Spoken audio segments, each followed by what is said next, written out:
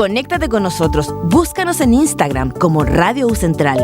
Revive tus programas favoritos en nuestro canal de YouTube y visita nuestro sitio web radio.ucentral.cl.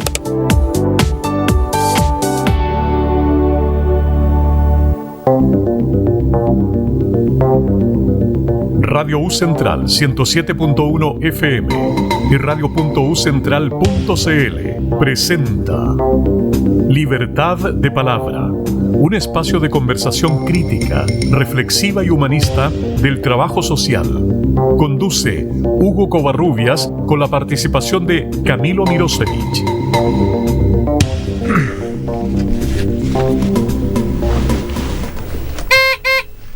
Estamos al aire acá en Libertad de Palabra.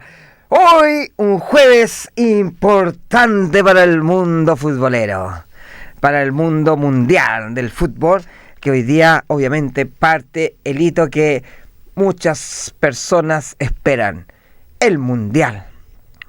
Aunque, con mucha pena hay que decirlo, Chile no va hace como 2 mundiales ya, ¿no, Francisco? Que no vamos...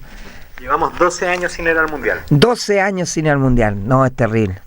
3 mundiales, yo creo que se ha perdido una generación, algo nos pasa, y más hoy día en el primer mundial, que es el mundial más que lleva más equipos, ¿cierto?, de la historia.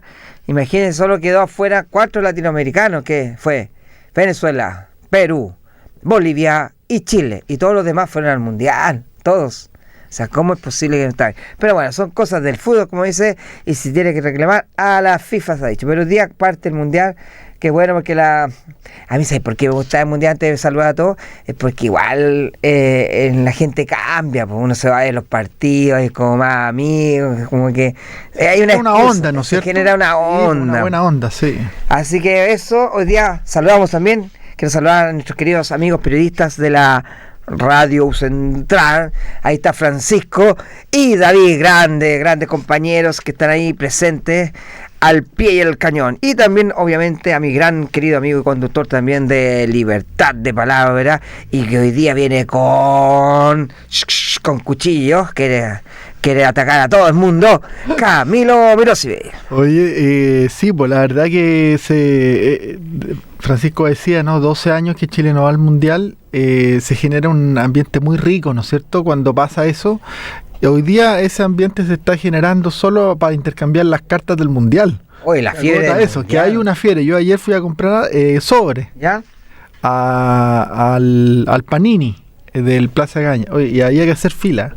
¿Me estás? En serio, no era tan larga, ya, pero había que hacer fila. O sea, impresionante lo que genera. Porque yo creo que es como un poco es como el sucedáneo de que no tenemos mundial, po. O sea, como no vamos al mundial, ¿qué nos queda? Coleccionar el álbum, po. Claro. Entonces vamos, y ahí hay gente que afuera, increíble, Hugo, se ponen en el mall, la gente ahí a intercambiar las cartas. En el Estadio de la Florida abrieron para que la gente vaya a intercambiar. Entonces se ha producido un fenómeno impresionante con lo de las cartas. Yo me imagino que tú ya tenías el álbum ya completo ya. Oye, me da risa porque, mira, quiero mandar un saludo a mi gran equipo Atlético Oriente, que estamos ahí, estoy de goleador todavía, pero bueno, fue más el último partido, pero bueno, nunca se puede ganar, hay que aprender de los errores. Pero esta semana en las ligas, este domingo van a hacer intercambio de láminas del mundial, así que toda la gente invitada a hacer intercambios del ánima y eso. Yo tengo el álbum del 82, con ese me quedé, del mundial del 82, Tacaselli, Jorge Cancelo, no, pero sé que en general yo me quedaba con... Hoy día tan recara, el otro día pregunté, no, yo no junté este álbum. Que no es tan caro. Pero antes yo compraba los sobrecitos 350. No, pero ¿qué está el precio de antes, po? ¿Ah? Nada, si todo está caro. Hoy día... O sea, mira, el sobre vale 1100. Ese es como el valor más barato que uno lo encuentra, ¿ya? 1100. Sí, en algunos lugares un poquito más caro, en fin, pero no es tan terrible. Lo que pasa es que, claro, no es tan terrible para una, digamos, no para llenar el álbum, no para llenar el álbum es una locura lo que vale, po, ¿ah? Y además el factor aleatorio, en fin, por eso la gente justamente compra y cambia las cartas que te salen repetidas, ¿ya? Pero yo ayer vi, ponte tú, la persona que iba antes que yo compró 4 cajas de sobre, 4 cajas. Cada caja vale 55.000 pesos. No, es impresionante. O sea, mira, hay como fenómenos bien raros, porque por una parte ya han aumentado los combustibles, ¿no es cierto?, por la eliminación de MEPCO, ¿no? La inflación se prevé por sobre el 4%, en fin. Pero por otro lado tenía estos fenómenos. Que la gente igual sale en el auto el fin de semana, ¿te fijáis? O sea, bueno, el auto en todo caso, la benzina es como un dato menor, porque el auto es un costo hundido, pero lo del álbum, la gente va y compra y gasta plata en eso igual, o sea, independiente de este problema, ¿no? De este problema financiero, porque todo se ha encarecido, ¿no? Eso no ha mermado. Como digo, la ilusión del chileno de ser parte de alguna manera en algo que hoy día vemos muy lejano, que es el mundial, ¿no? Claro. La única manera que tenemos de eso es o jugar la pichanga el domingo, que es lo que haces tú, sagradamente todos los domingos, o comprar el álbum, en el caso nuestro, comprar el álbum. Yo no voy a jugar, no juego fútbol, pero ahí estábamos pegándole en la minita. Hay gente en la universidad que sabe harto de fútbol. Que tenemos. No es mi caso. No es mi caso. Oye, sí, interesante lo del mundial. Y igual los niños que ha sido bonito de volver a juntar las láminas, comprar, intercambiar. También se genera todo un. Sí, ¿cierto? Hay una onda ahí. Onda. Sí. Yo creo, ¿tú sabes cuál fue tu último álbum que coleccionaste aparte de Basuritas. Que debe haber sido el año. No, yo tuve varios álbumes cuando estaba Salo. Sí, llegaban siempre tarde a Arica, pero siempre compraba, iba a la vuelta a la casa a comprar los sobres y todo. Pero tuve muchos álbumes, ya no me acuerdo. Así el que me quedó grabado es el álbum Basuritas. Sí, no sé cuándo fue, o sea, eso, a ver, vamos a ver. Eso, yo el último álbum que junté fue el de Los Simpsons, pero tampoco era ya grande. Ya. Pero era con aparte que me gustaba porque era con adhesivo. Antes uno las pegaba. Uno las pegaba. Claro. Este era con adhesivo y también podía pegarla en varias partes. Entonces, no sé. Mira, este que yo digo, el Basurita, que era la primera versión, porque estoy leyendo acá que después se volvió a lanzar mucho más adelante, el 99. La primera versión fue el 89. 89. Claro. ¿No? ¿Y voy a buscar el de Los Simpsons? De Los Simpsons. De haber sido. El 62. No, qué pesado, 62, Francisco. Ya. Los Simpsons modernos, po. A ver, ¿qué álbum? ¿De qué fecha es? Ese era muy bonito, ese álbum. No,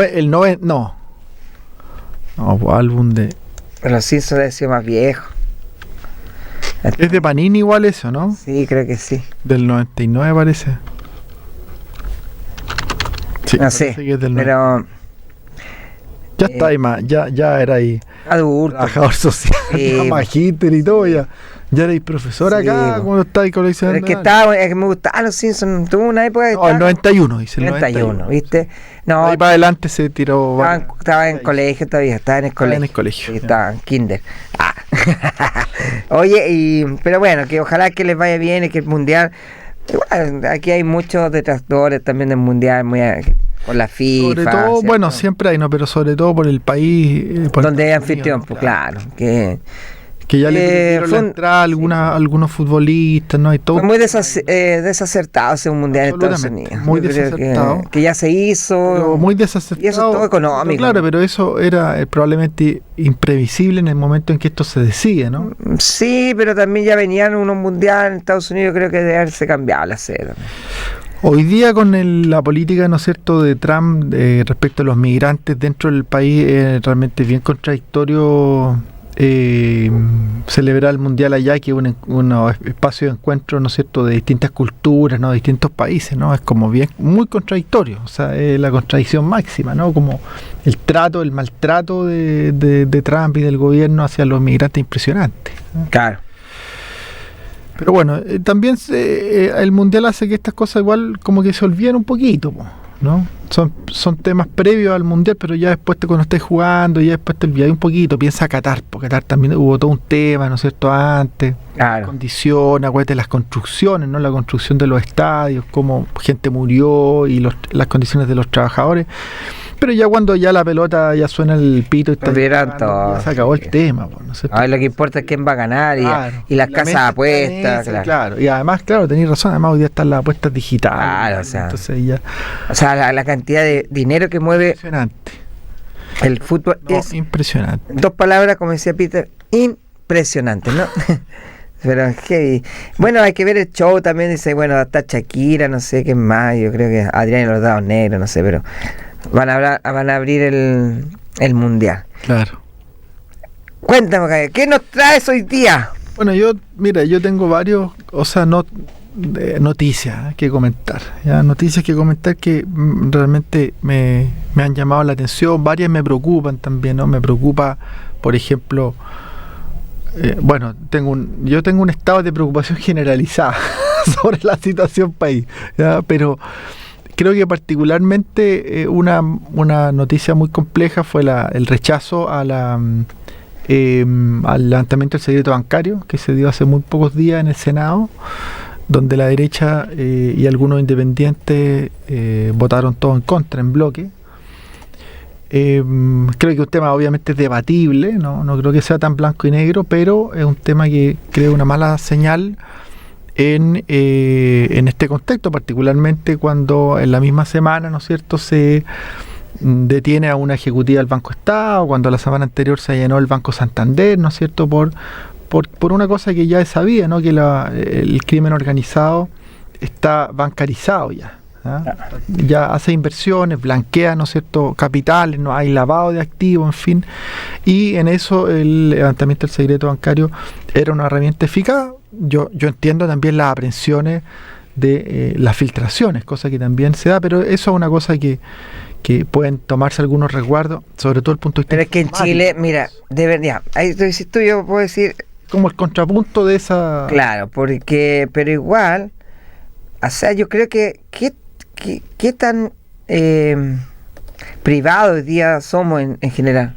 No, tampoco es poquito, tanto. no, po. ¿Cachai? Como para decir, perdón. O sea, las redes sociales saben todo lo que uno hace. Claro, todo lo que uno tiene, el servicio puesto usted no sabe. O sea, ¿qué tan privado eres hoy día? ¿Qué tanto que te cuesta, no sé, pero sí es verdad, yo creo que a mí me asombra de que Chile sí tiene una alta tasa de filtración desde los Hay harto de eso. Es mucho, en todos los casos importantes. Y brutales. Brutales, ¿te acuerdas que entonces O sea, no claro. te da garantía eso tampoco? Me diciendo, ¿por qué Cierto. quiero que todos sepan que está ahí? O sea, la filtración en procedimientos penales en curso, ¿no? Eso en otros países está súper Es grave, es pues. grave. Te echa a perder, ¿no? Te destruye que se filtren, por ejemplo, imagínate, se filtran tus chats, Hugo. No, La debacle moral me tengo que ir del país, Día a día, ¿no? exiliado. total, po. No, No, yo creo que ahí me voy a Somalia. A Somalia, hacia un país, al Congo. al Congo me voy, directo al Congo. Que además es el epicentro del ébola. Claro, Para que nadie te vaya a buscar en el fondo. claro, ahora como esto de votar en bloque, tú al final te das cuenta que sé que los únicos preocupados por la privacidad son la gente, o sea, un sector, ¿cierto? Porque aquí vimos que se votó el sector de derecha, Fue en bloque. ¿ya? Entonces yo creo que estas cosas, bueno, la democracia sí, pero yo creo que la gente hoy día, si tú haces una encuesta, la gente está a favor de que se sepa todas las cosas. Absolutamente. Porque aparte tiene que ver con gente que está en esferas de poder. Po. O sea, no es que yo, ¿para qué mi secreto bancario? Que estoy en cuenta cero en el Banco Estado. No, claro.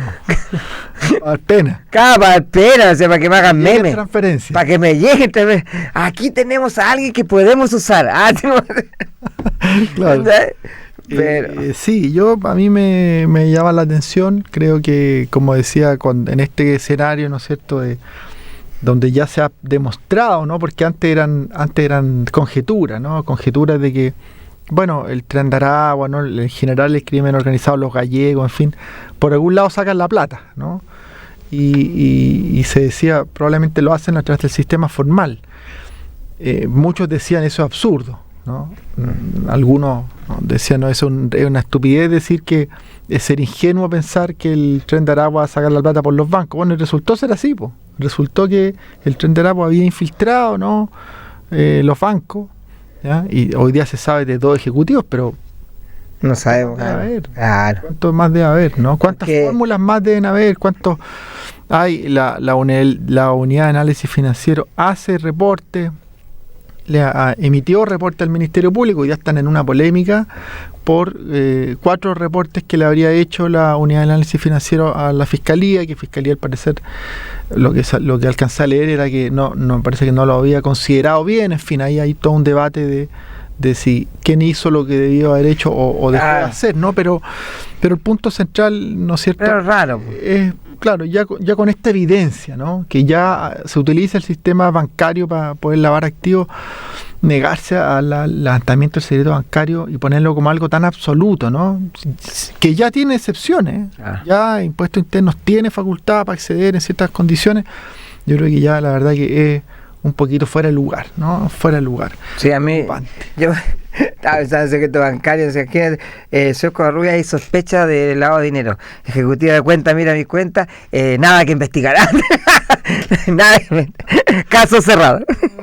Ni siquiera se antes de partirse. Antes, claro, caso cerrado. Pero, yo creo que pero podría ¿por ser, qué claro. tú que eres más, has sido también a estudiar y todo, ¿por qué ese sector se opone? Bueno, a ver, la oposición hoy día dice, ¿no es cierto?, es porque esconden actos de corrupción. Eso yo he escuchado, ¿no? Yo creo que eso es una caricatura, ¿no? Decir eso es una injusticia porque los senadores, la mayoría de ellos, no han estado involucrados ni un hecho irregular y no son personas, y hay muchos de ellos que son personas muy honorables, ¿eh? Entonces yo creo que decir eso es totalmente injusto. Yo creo que hay un temor legítimo de parte de ese grupo de senadores de que se malutilice, ¿no es cierto?, la información y que haya filtraciones, porque lo que está en discusión no es el acceso por el juzgado, no es con autorización del juez de garantía, que eso hoy día existe. Es una intervención, es un levantamiento del secreto bancario más rápido, por la vía administrativa, más flexible, más dinámica, acorde a la necesidad. Eso.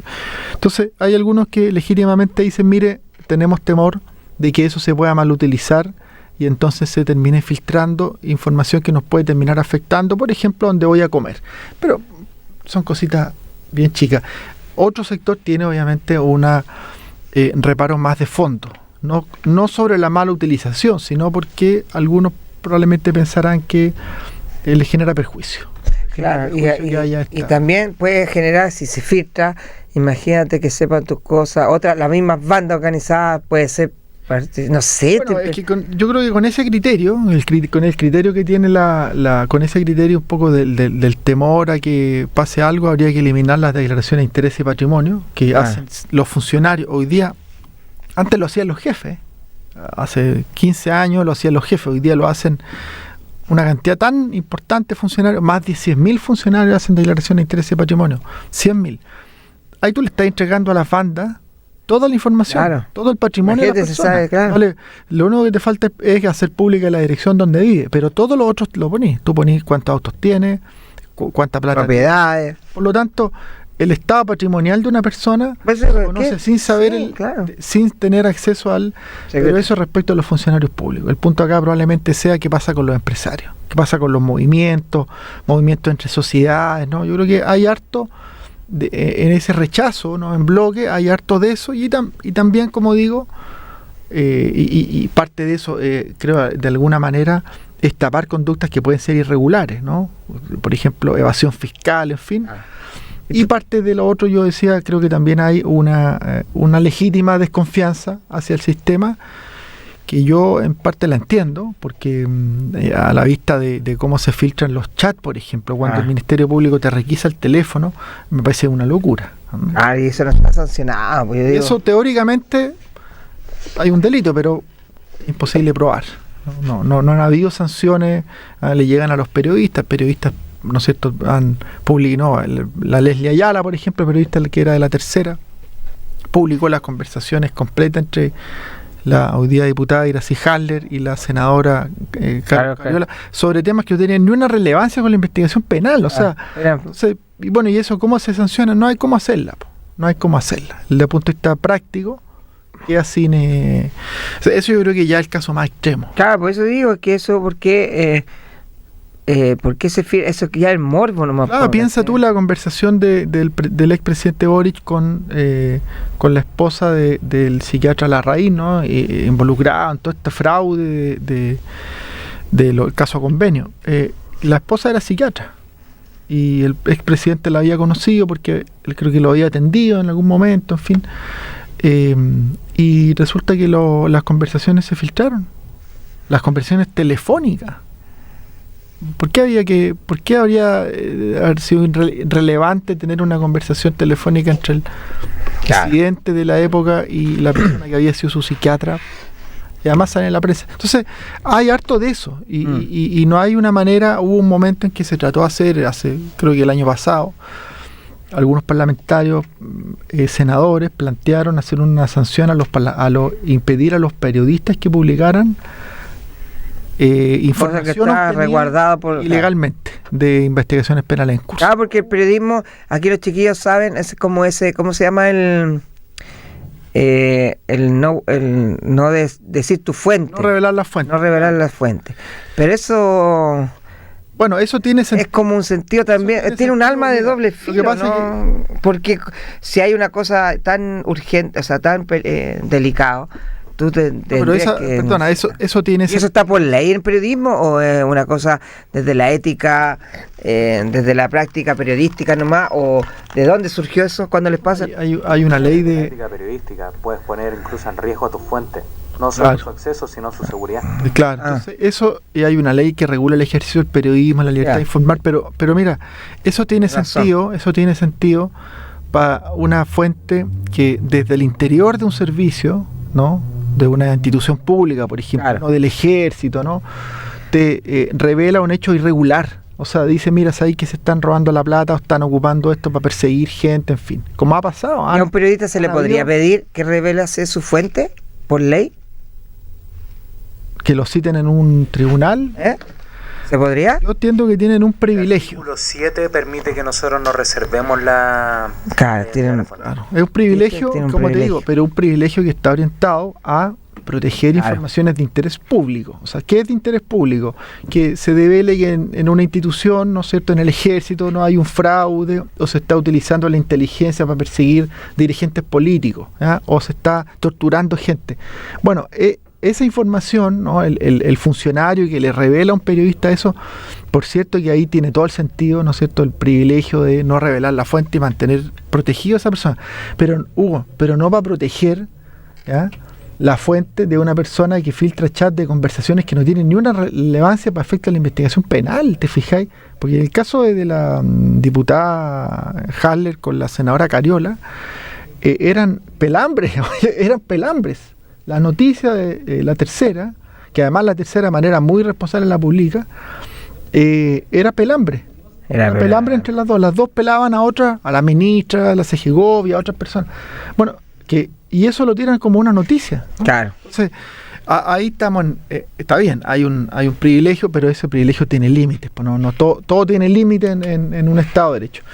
Claro, por eso tú estás, y para ir terminando este primer bloque, tema interesante, como tú estás, o sea, mójate vos, no, pues, pero como estaba, claro, depende, no como estaba la ley, quizás tú estarías a favor o en contra del secreto bancario, no por esta ley, sino que a la vista de los antecedentes de la evidencia, es un error ver que la derecha haya votado en contra del levantamiento del secreto bancario. Solo perpetúa los espacios de opacidad que permitan al crimen organizado, y no solo al crimen organizado, ¿ya?, también que permiten otras conductas irregulares como la evasión fiscal, ¿ya?, mantenerse a la impunidad. Yo creo que es un error eso.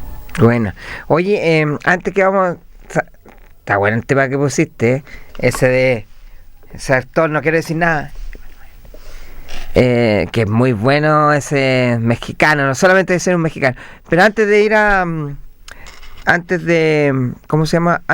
la primera pausa musical, quiero mandar un saludo a mi gran amiga del gimnasio de CrossFit, que lo hemos hecho muy amigo con la Carito, así que te mando un abrazo, Carito, que también lo escucha a veces, así que Nos vemos siempre en el gimnasio, ahí los dos.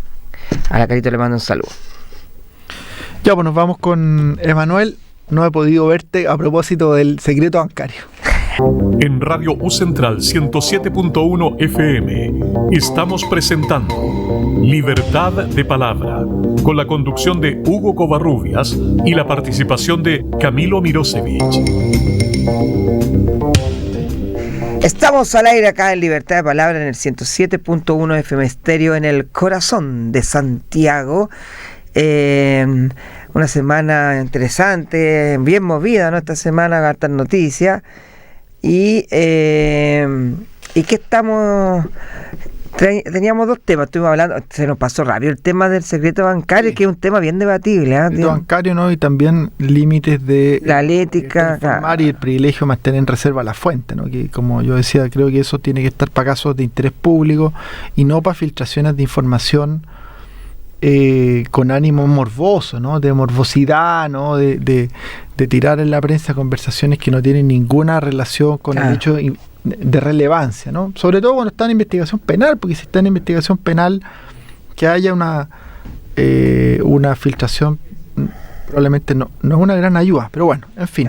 Bueno, yo tengo dos cuestiones más que me parecen importantes comentar, ¿no? La primera es una noticia que ha salido, tiene que ver con cómo la tesorería ha embargado cuentas para cobrar el CAE, ¿no? Ha habido, vamos a decir, un cobro agresivo de la obligación de pagar el crédito con aval del Estado. La izquierda era la única que iba a embargar bienes y propiedades. Claro, ¿no es cierto? Eso decía un meme. Desperté, estaba en coma durante años, desperté y veo que la derecha me estaba quitando los bienes. Salió un meme, qué chistoso el país de los memes, Chile. Bueno, yo en esto escuché a José Antonio Neme, ¿ya? Y me pareció brillante lo que dijo. A ver. Porque entrevistó bueno, él estaba en el estudio y en el Senado habían dos senadores, el Rojo Edwards y Beatriz Sánchez, ¿eh? Que son, ¿no es cierto?, de signo político contrario, ¿no? Beatriz Sánchez, ¿no es cierto?, del Frente Amplio, y en cambio Rojo Edwards hoy día de la coalición de gobierno, ¿no?, de la derecha, ¿no? Además la derecha extrema, ¿no? Rojo era republicano.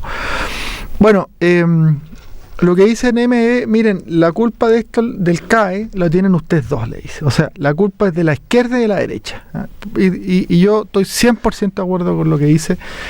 ¿Por qué de la izquierda? Dice, porque la izquierda fue la que hizo de esto un gran tema y anunció que se iba a condonar. Sí. Entonces, a la gente que era deudora, ¿cuál es la señal que daba el Ejecutivo? No pague. Era la señal de, no pague, pues si usted paga, bien pagado está, pero la vamos a condonar. O sea, si usted paga, bien pagado está, esto pon para adentro, ¿no? Pero si usted no paga, no se preocupe porque esto se lo vamos a condonar. Porque fue además una de las promesas de campaña del presidente Boric. Entonces, la izquierda generó esta expectativa de condonar totalmente un crédito que no era viable condonar de perdonar, ¿no? Un perdonazo, no pague nada, eso no era viable, ¿no? Y de hecho el proyecto que ellos presentan no era eso. Era un proyecto que les perdonaba, pero compensaba por el lado impositivo, ¿no? O sea, buscaba una justa retribución, ¿ya? Y cosa que a mí me hace todo el sentido, porque si tú estudiaste con un crédito, primero, los créditos en general hay que pagarlos, ¿no? Por eso son créditos. Claro, pues. Si tú estudiaste en unas condiciones, tuviste un crédito porque no pudiste obtener una beca, ¿no? O tuviste un crédito, bueno, es lógico que si después ganáis plata, porque lo que estudiaste te sirvió y ganaste plata, bueno, podéis devolver esa plata para que el Estado pueda financiar, ¿no es cierto?, otro gasto social, ¿no? Tiene todo el sentido. Es cierto que los intereses del CAE eran casi usureros, ¿no? A pesar de que la idea original era distinta, ¿no? La idea original se rompe, de hecho era fijado un interés de un 2% que después se rompe porque termina el Estado comprando las carteras. Había en ese tema como que nadie se ha metido mucho, pero los bancos le terminan vendiendo las carteras al Estado, el Estado paga mucho más, en fin. Entonces hay todo un problema sistémico en el funcionamiento del CAE. Pero si tú recibiste CAE, estudiaste una carrera y ganaste plata, estás ganando plata por lo que estudiaste, bueno, ese crédito tenés que devolverlo. Otra discusión, y yo creo que ahí está donde se puede haber centrado, ¿no? La discusión política es, oye, los intereses son un exceso, ¿no? Y eso, yo creo que ahí pudo haber estado, ¿no es cierto?, el debate. Pero el debate fue más abierto y fue, vamos a eliminar el CAE, cosa que terminó no siendo, porque el mismo gobierno anterior, como digo, se dio cuenta que era inviable una condonación total y propuso un proyecto de ley que era, desde mi punto de vista, era razonable, ¿no? Porque no era una condonación total, era, como digo, compensada por el lado impositivo, que no se pudo aprobar porque la oposición de entonces lo rechazó, ¿no? A pesar de que el gobierno estuvo al final muy dispuesto a flexibilizar su plan original, la oposición de entonces tuvo un férreo rechazo a esa idea. Entonces, parte de la deuda es imputable a la expectativa generada en el gobierno anterior. Eso yo creo que no hay ni una duda. Y por otro lado, este cobro agresivo que ha hecho la tesorería, y voy a agregarle abusivo, porque es un abuso. Es un abuso que si a ti no te cobran, durante años la administración no te cobra, resulta que ahora un día para otro te embargan la cuenta corriente. O sea, eso es un exceso. Como lo dijo Sara Evelyn, también lo dijo. O sea, entonces, y eso, entonces lo que decía Neme en el fondo, miren, por culpa de la derecha y de la izquierda, este país está jodido. Y yo, la verdad que a mí me hace harto sentido, porque pasamos el gobierno anterior no fue un gobierno, no terminó siendo un gobierno extremo, fue un gobierno al final de centro izquierda, ¿no? El otro día decían, perdóname, va a tomar un poquito, te veo muy serio, Camilo. Que estoy molesto. Estás molesto, se te nota. Pero era mejor antes con la tuición compartida. Piñera Bachelet.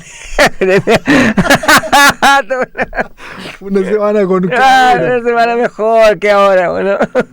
Sí, lo que pasa es que, claro, cuando estamos en posiciones muy extremas se hace muy complejo, ¿no? El clima, la polarización que tenemos, que no es un fenómeno local, es un fenómeno mundial. Si esto es lo que está pasando en varios países del continente, ¿no?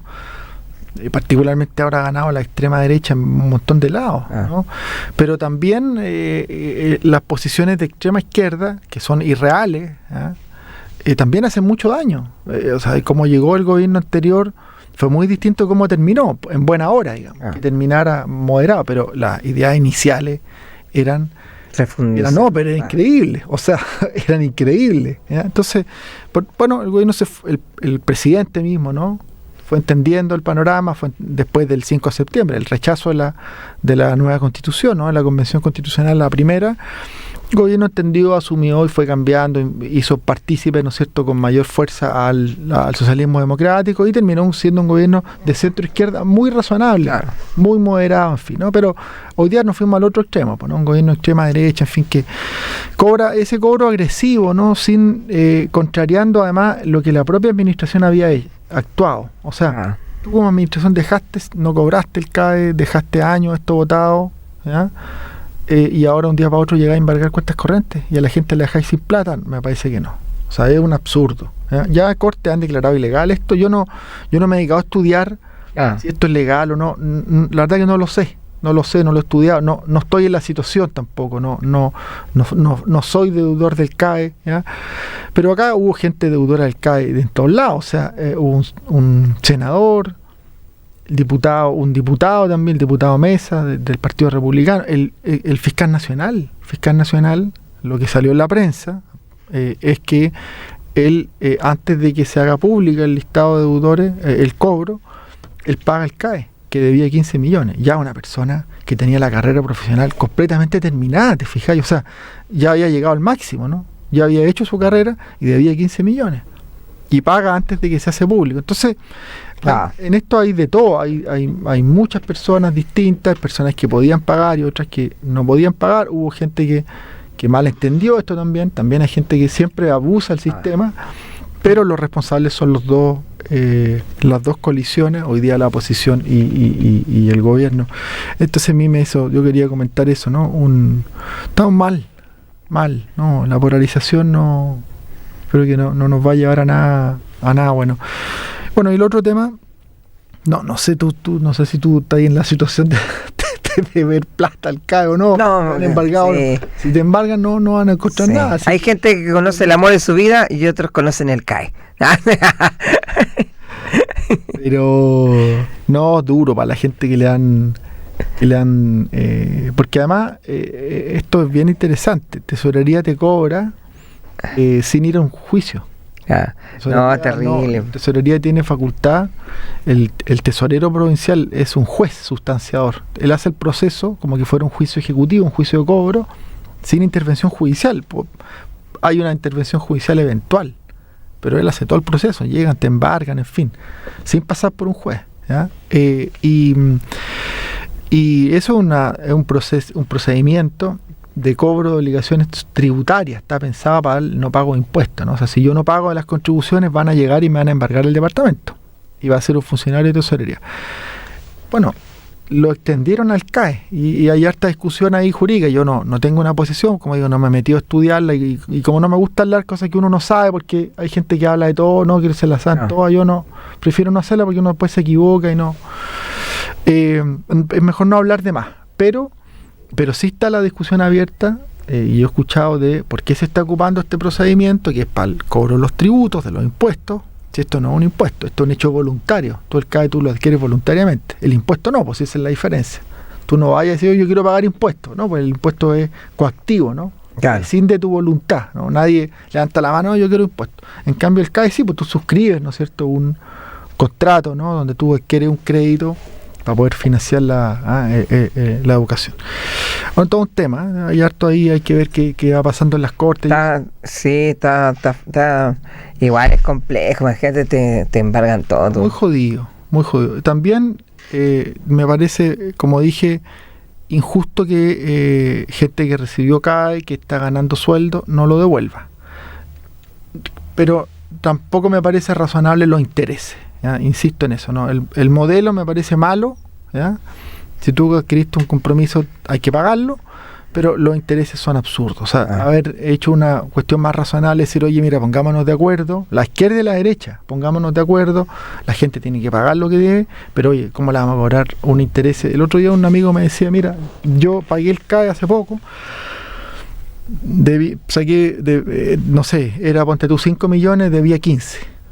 La deuda original era de 5, hoy día debía 15. Habían pasado varios años. Entonces, claro, no, 3 veces el monto del capital es un poquito mucho. Un poquito mucho para una cuestión que no es suntuaria, no es comprarte un auto. No. Tú te vas a comprar un auto, bueno, que el interés que te ponga, ¿no? 30% tú veías ahí, en fin, si no tenés mayor necesidad, ¿no? Claro. Al principio, ¿no? Pero a menos que seas taxista, ¿no?, que veáis del auto, ¿no? Pero si tú te querés comprar un auto por tenerlo, bueno, ahí tú asumís los costos económicos de ese crédito, si es que no tenías el efectivo, pero no para estudiar, es distinto, ¿no? Es distinto de un crédito de consumo que un crédito para acceder a un bien básico, ¿no?, un bien social como la educación. Pero si la condición era que no tuviste beca y tenías que devolverlo, tenés que devolverlo. Y bueno, haberse puesto de acuerdo la izquierda y la derecha, decir, mira, cobremos el capital, pero el interés, bueno, pongamos un interés razonable. Bajemos, revisemos la situación, demos una posibilidad de que ¿no es cierto?, hayan formas de pago, cosa que el proyecto de ley, como digo, del gobierno anterior, a mí, yo lo vi en su momento, me pareció una buena fórmula distinta de lo que plantearon en campaña, pero una buena fórmula razonable, donde no te condonaban todo y se distinguía si habíais pagado o no habíais pagado. No es lo mismo el gallo que cumplió, ¿no es cierto? Claro, que cumplió acá. El gallo que se quedó con la plata y en vez de pagarlo se iba, ¿no es cierto?, al Carrernura a tomarse una sangría, por ejemplo, ¿no? Entonces, bueno, esa es la discusión. Bueno, y el otro punto que quería mencionar es las licencias médicas, ¿no? Tema que yo ya he hablado varias veces, pero ahora quiero hablar otra arista de esto, que no es la arista administrativa, es la arista judicial, ¿no? La Corte Suprema, la presidenta de la Corte, y hoy día la hizo el pleno de la Corte Suprema, se reunió y está revisando los sumarios sobre salida al extranjero con licencia médica de funcionarios del Poder Judicial, particularmente de jueces, ¿ya?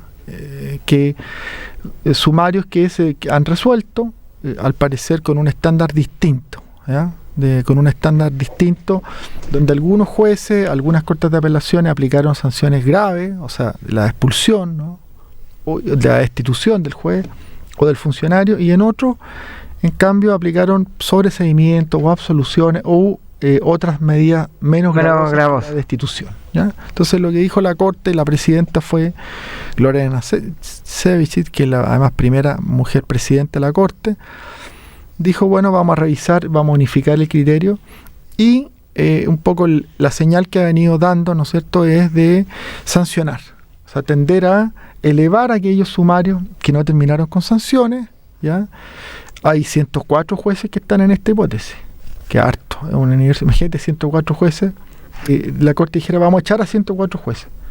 No lo llenáis de un día para otro, ¿no? Formar un juez no es una cosa que sea de un día para otro. O sea, a ti no te nombran juez, tú no vas caminando en la calle y levantáis la mano y no, nombrado juez.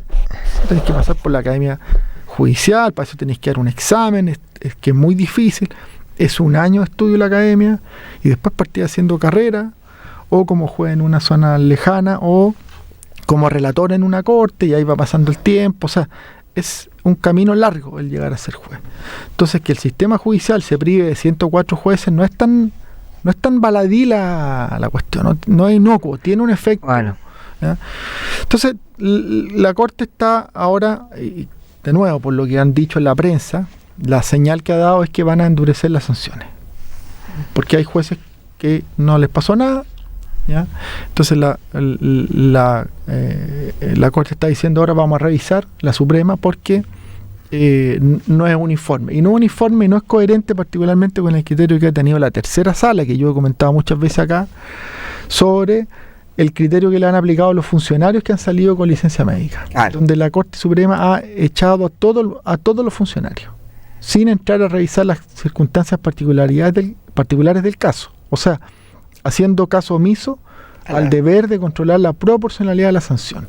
Y lo han dicho expresamente, las sentencias han explicitado que la proporcionalidad, según el criterio de la tercera sala, sería un asunto de mérito. Ese ha sido el criterio en el 100% de los casos. Claro. 100% de los casos. Ahora, han habido votos disidentes, ¿ya?, de abogados integrantes, en fin. Pero, entonces, la Corte, por un lado, con los funcionarios de la administración ha sido durísimo, ya ha dicho, esto es falta grave a la probidad, vamos a echar a todo el mundo, pero a nivel de cortes de apelaciones se ha tenido mano blanda con los jueces que han estado en la misma situación, y esto es lo que la Corte Suprema quiere corregir. Claro, porque hubo casos que fue desproporcional. Totalmente, o sea, tenéis que mirar el caso a caso. Bueno, a mí como señal, ¿no?, que la Corte vaya a revisar las situaciones, me hace sentido, ¿ya?, para asegurar que, no sé, por el criterio de la Corte de Apelaciones de Arica no sea tan distinto del criterio de la Corte de Apelaciones de Coyhaique, ¿no? Y si las dos jueces están en la misma situación, que haya una reacción acorde a los hechos. Lo que no me parece es esta falta de realidad, ¿ya?, y de agravar un hecho que en algunos casos puede ser relevante, puede ser significativo, puede ser grave el haber hecho mal uso de licencia médica, particularmente al gallo que compra una licencia falsa. Eso me parece gravísimo, y eso creo que es para destituir, sin ninguna duda. No, ahí no hay que revisar nada. Ahí para atrás tenéis 1000 matices, tenéis 1000 grises, 1000 situaciones distintas. Entonces, decir que toda esa gente hay que echarla es un absurdo. Y por otro lado, la Corte Suprema, el mismo pleno de la Corte Suprema, ha tenido criterios tan, ¿cómo decirlo?, tan poco categóricos respecto de ejercer las potestades disciplinarias con integrantes del Poder Judicial que estaban metidos en casos, por ejemplo, el caso Hermosilla. El ministro Ulloa, por ejemplo, que se le hizo un proceso de remoción y el pleno terminó, fue una decisión casi empatada, pero terminó salvándolo el pleno. El ministro Ulloa, que era un ministro de la Corte de Apelaciones de Santiago, que se mensajeaba con Luis Hermosilla prácticamente a diario, que le mandaba, lo que sale en la prensa es que le mandaba poemas. Le mandaba un ramito, le mandaba poemas, y no solo poemas, lo mismo que hubiesen sido poemas, no era para dar información de causa, ¿no? La Corte lo salvó. La Corte lo ¿Por salvó. qué? Lo votaron y lo salvaron. Y terminó destituido por acusación constitucional. La Cámara de Diputados y el Senado terminó aprobando la acusación y por eso salió el poder judicial. Si no, siguen en poder judicial. Entonces, ¿qué quiero decir con esto? Mira, si vamos a tener un estándar de que no es aceptable las malas prácticas, bueno, no nos centremos solo en la licencia, pues la licencia es el robo hormiga, que hay que combatirlo, por cierto que hay que combatirlo, pero es la minucia, lo grave no es eso, hay que combatirlo. El gallo que, como dije, fue y compró una licencia, ese gallo hay que echarlo, es un fresco. El resto de la situación hay que mirarla y hay que poner la pelota en el piso, es decir, oye, está bien, veamos, vamos viendo situaciones, porque no hay que perder el foco. Lo más grave es los casos de corrupción, la red de tráfico de influencia, el tren de Aragua jurídico que tenía Luis Hermosilla, ¿ya? Que cada semana han habido más informaciones y empiezan a aparecer otros actores, ¿ya? Oye, ¿cuándo se va a hacer ese juicio? Él sigue en prisión. Tiene tantas aristas, son tantos chats, que esto no tiene para cuándo. Pero él que cada vez van apareciendo más cosas. ¿Pero cuánto tiempo uno puede estar en prisión preventiva? ¿No hay un límite? ¿No? Hay el caso más... Eso es como un secuestro sin juicio. El caso más reciente es de más largo en el de los más largos que han habido en el sistema procesal penal desde la reforma, que ya lleva desde el año 2000, es el de el financiamiento irregular de la política. El de SQM, donde estaba Pablo Longueira, en fin, y otros, Wagner y otros más, que terminó hace muy poco, el año pasado terminó, donde hubo absolución a los imputados, entre ellos, como digo, al ex ministro Pablo Longueira, y eso duró 10 años casi. Y, bueno, ahí estuvo también Marco Enrique Ominami.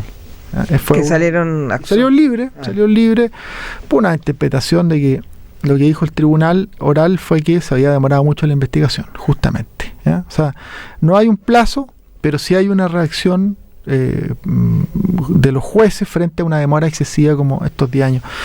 Pero el caso, como digo, Hermosilla, tiene 1000 aristas, tiene muchos involucrados. Entonces, mi punto acá es, oiga, si acá vamos a ponernos severos, cosa claro, que me parece bien, bueno, pero partamos por casa con los casos graves, ¿ah? Los casos de corrupción, de tráfico de influencia, no por la minucia, no solo la minucia. Lo mismo esta cuestión que anunció el presidente, el registro vándalo.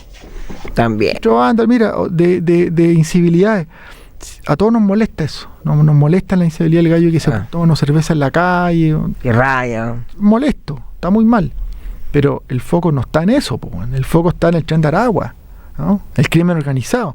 Al otro hay que sancionarlo sin duda, pero hay que ser inteligente, hay que ser proporcional también, o sea, el foco de la política pública no puede ser el gallo que se toma la cervecita o que va a la plaza, bueno, y le pega un basurero.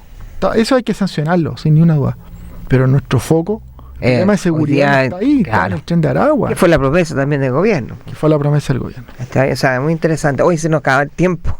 Son las 14:56. Acá en Radio Central. Dos mexicanos trajiste hoy día, güey. Oye, muy bueno el programa, se nos pasó muy rápido. Agradecer a todos y a todas los que nos escuchan en el 107.1 FM de Estéreo, a nuestros queridos amigos David y Francisco, gracias por acompañarnos siempre. ¿Y con qué nos vamos, Camilo? Gracias a nuestros periodistas, siempre ahí atentos. Nos vamos con Luis Miguel, con la canción Ahora te puedes marchar, que yo podría dedicársela a muchas personas, pero vamos a omitir, así que tengan